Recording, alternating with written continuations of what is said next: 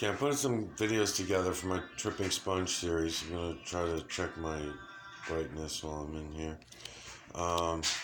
Okay, so last night I stayed up late and I put together 7 videos using the Tripping Sponge channel's research vids.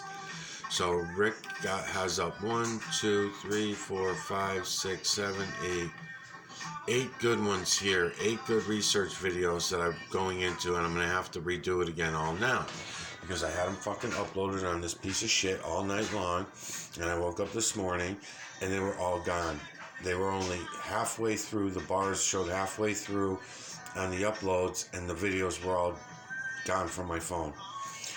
Been having a problem with a lot of shit. They keep tapping in. Now, I tried giving my channel away to Rick from a Tripping Sponge to try to get him the channel, and yet I was fought tooth and nail about him having the channel, but the next town's over, Warren, supposedly, if I'm to believe YouTube, then someone in Warren had my account number, my password, and was going in and making changes to my account. And they were actually making changes. Rick couldn't even get in. And I am trying to give him the channel. Rick also did a really good video I want to plug. This is really good. I'm going to counter plug this video, but I still like what he's doing. He did some really good stuff in there. So I went over that. I'm going to have to go over that again. Oh, and then I figured out AKA Context Eater. That's my new nickname that Rick gave me. So that's what that was. I was saying before, AACONTE was all that was showing on my screen, so I was a little confused about that. Yeah, so anyways, I'm really fucking pissed about this. I have to fucking redo everything. I'm still set up for everything from last night. But I want to say a couple other things before I roll into those videos. Rick went out and got these things. I'm thankful that somebody's out there doing this shit, at least. Anyway, transfer sheets for the moon. So you can put the moon on clear plastic.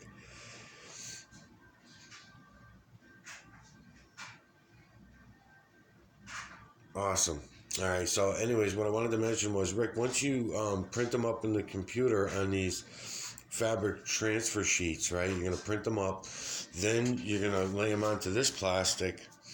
And I was showing you in another video, you peel the plastic back, lay it in, but you have to put this paper back on when you're going to iron it. You're going to put the paper back on, slip it into a shirt or whatever, something thin and flat. And you don't want anything too high of a material. In other words, something like the sheet or a tablecloth or something like that, something thin.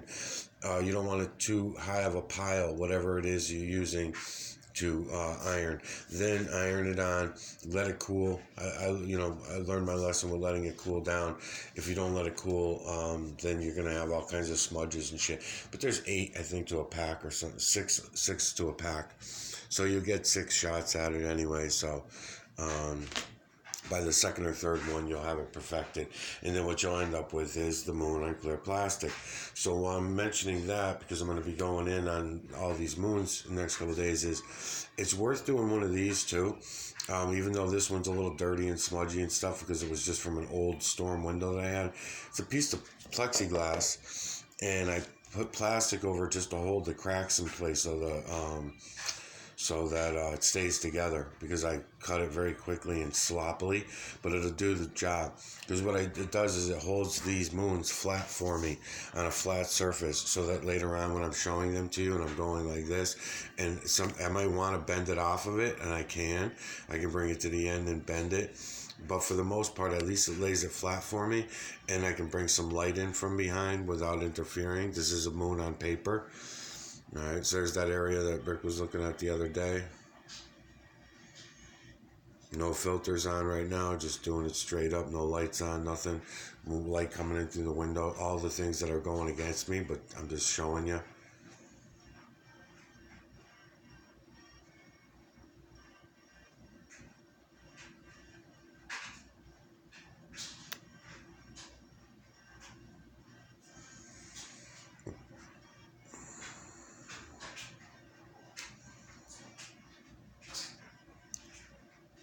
So I'll add some lights later, and we'll go through it all.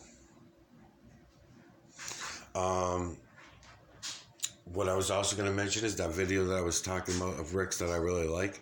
That he was doing a lot of work in there. He's a really smart guy. He knows his shit. So he's someone good that I wish more of my subs would go sub to his channel. He's going to probably bring you down other paths that most of you will probably like more than what I'm able to do. So what he's doing is he has the squares, the square boxes, measuring shit out with the imagery that's in the moon. There's a lot to talk about when we get to doing that, Rick. I'm going to go watch the video again and see exactly how you're doing it. But what I was mentioning, and I got cut off and my videos got deleted, was you can take two of these and kiss them together. And you kiss them together one on top of the other, and then you're going to put them, I'm going to do this for you the next couple series, and you put them together, and then once you go see the light behind it and you start going like this, you can actually match the moons up line for line, image for image. What I was going to say is that size-wise, you're going to have to be careful about that yourself, because whatever size you're printing up, you can change the size as you're printing, so you're going to have to be careful about that. I would say it's pretty incredible when you see them. Now, these are both the same, so I can't lay these side by side, but I can put them on top of each other and do that same thing if I wanted to.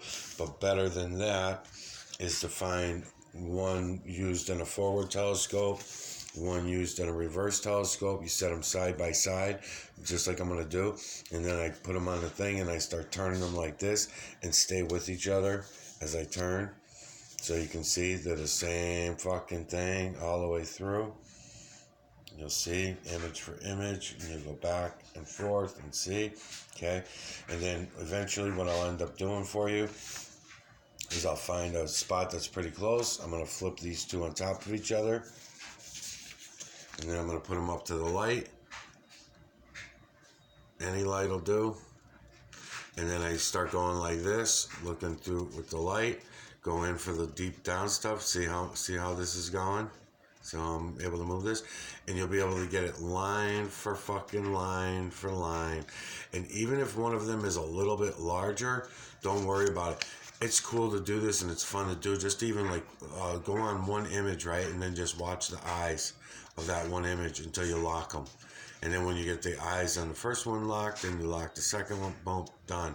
Then I come over to the other side. This is how I line mine up anyway.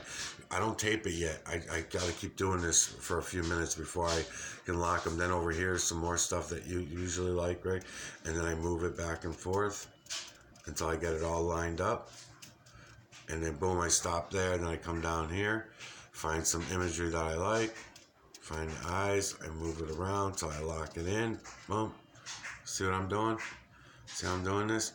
And this is the way, a better way to do it to me, as far as I'm concerned. Even if one is a little bit larger than the other one, it don't matter to me. Once I see the imagery all lining up on top of each other like this, and I see it on top of each other, this is how I rule out anything that's in the paper. This is how I can rule out anything that might have happened from the computer or the phone or the camera or anything like that. This is how I'm ruling that out, by doing this. This is much more detailed than square boxes and measuring them out. But I don't want to steer you anywhere down my roads, because you might come across something that I may not find. So I don't want to deter you, Rick, from doing what you're doing. I'm just telling you other ways of doing the same thing that you're doing, and in my opinion, it's a better way of doing it. But again, what the fuck do I know? So here's another one. This one is a forward telescope, right? And this is the reverse. Yeah, so here's an even better one. This one's even better. So if I take these two, as a matter of fact, these will probably be the two that I'll put side by side.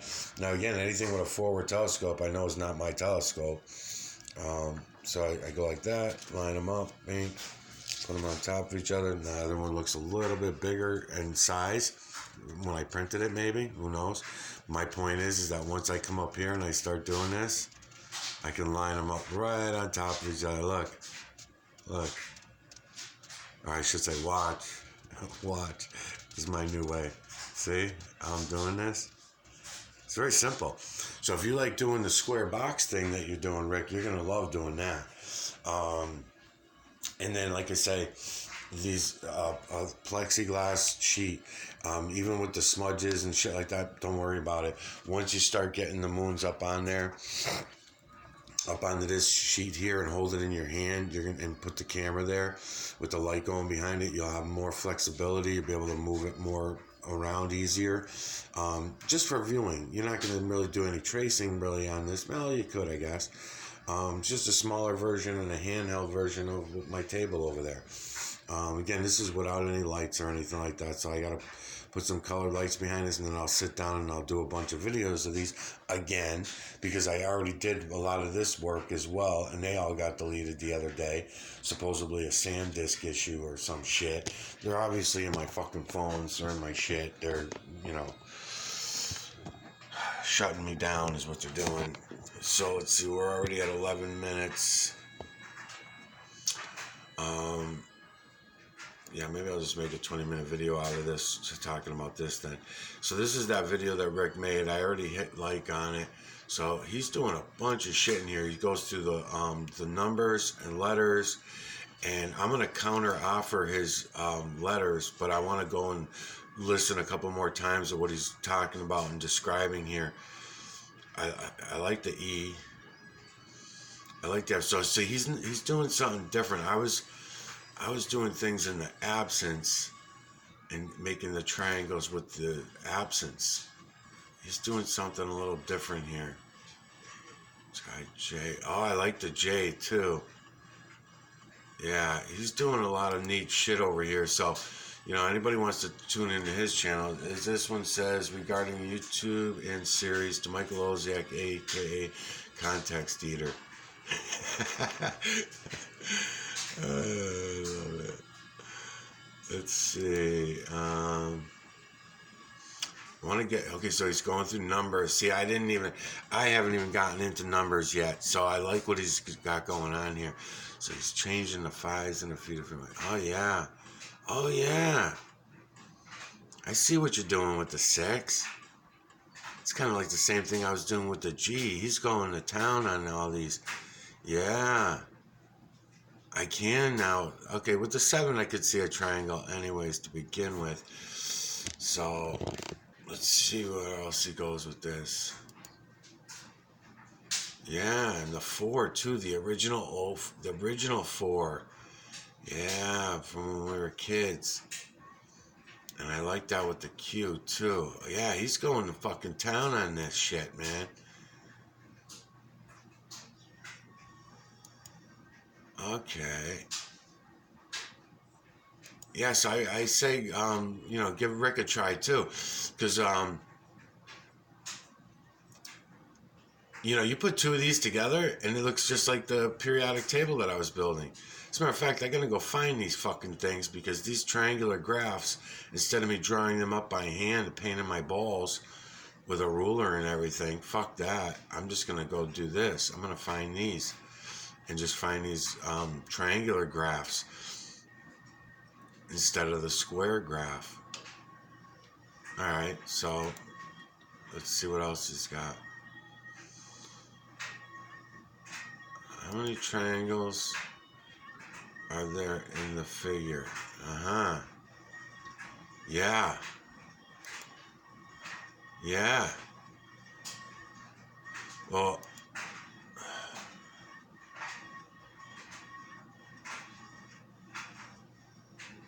I want to see what the hell he's using the square graph for.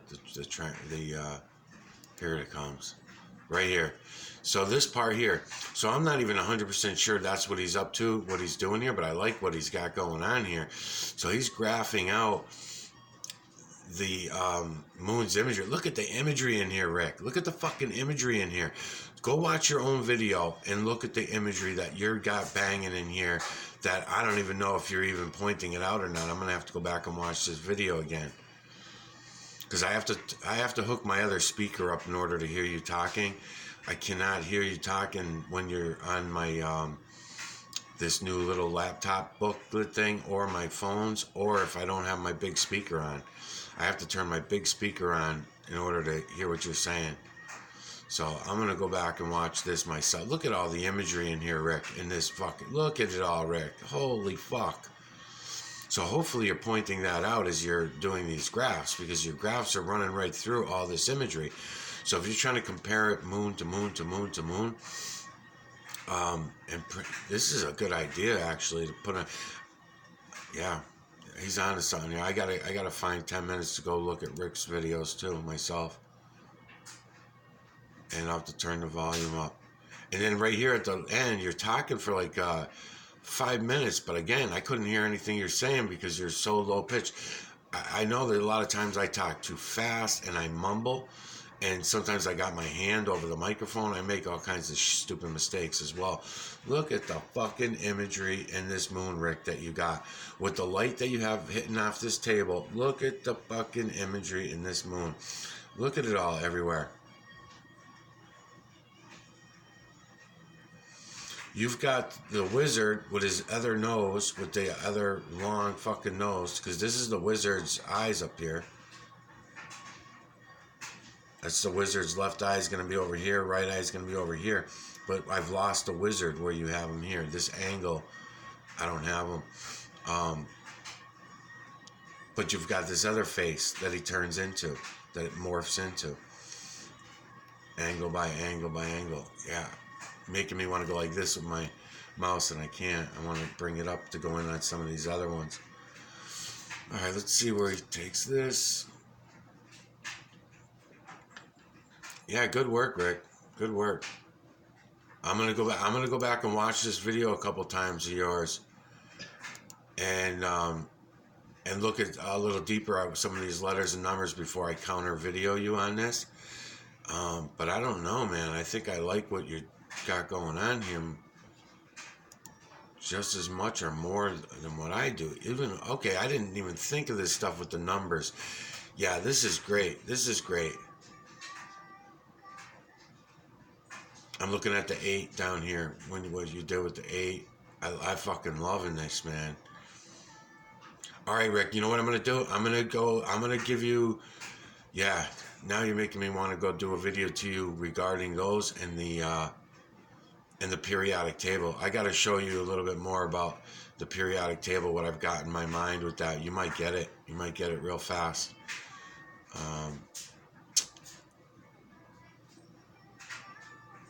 And go over the letters and numbers again with you, what I'm talking about with the absence. But yeah, you're right. Even doing this with the H would give me my triangles. You're right. Written in a lot of different ways. Eyes. You're right. Eyes, same thing. Eyes I can do at that angle as well. So I don't necessarily have to do it in the absence. In the absence of mass. You can do it all with these triangular lines. Yeah, all right. All right, I got you. I got you. I'm gonna go back and watch more of those anyways and do that. So let's go back to Rick's channel again. If I do this, will it take me to his channel? It usually never does. Yeah, it does. Okay. So, all right, I'm gonna start a new video now on one of these. I'm gonna choose one of these. Probably this one was a roll through. This one, I believe, was rolling through. This one was definitely rolling through. All right, let's go for this one. This is, I'm going to start a new video, though. Hold on.